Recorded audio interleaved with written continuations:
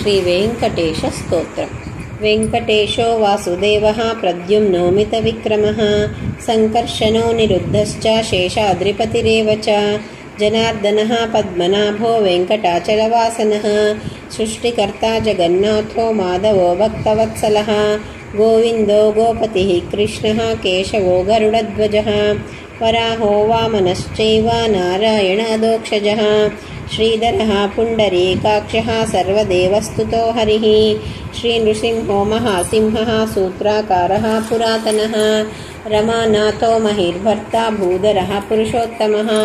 चोलपुत्रप्रियः शान्तो ब्रह्मादीनं वरप्रदः श्रीनिधिः सर्वभूतानां भयकृद्भयनाशनः श्रीरामो रामभद्रश्च भवबन्धैकमोचकः भूतावासो गिरावासः श्रीनिवासः श्रियः पतिः अच्युतानन्तगोविन्दो विष्णुर्वेङ्कटनायकः सर्वदेवैकशरणं सर्वदेवैकदैवतं समस्तदेवकवचं सर्वदेवशिखामणिः इतीदं कीर्तितं यस्य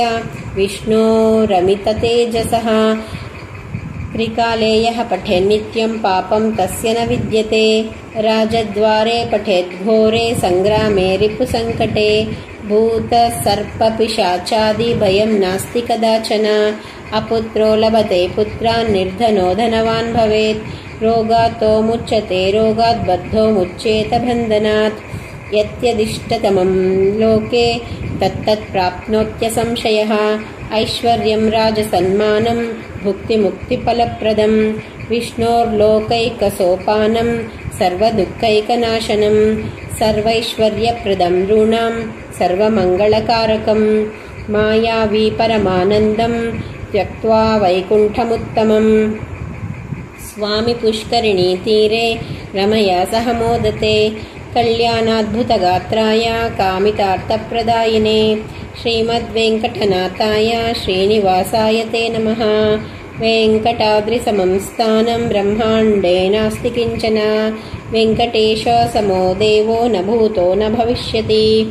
एतेन सत्यवाक्येन सर्वार्थान् साधयाम्यहम् इति श्रीब्रह्माण्डपुराणे ब्रह्मनारदसंवादे श्रीवेङ्कटेशस्तोत्रम्।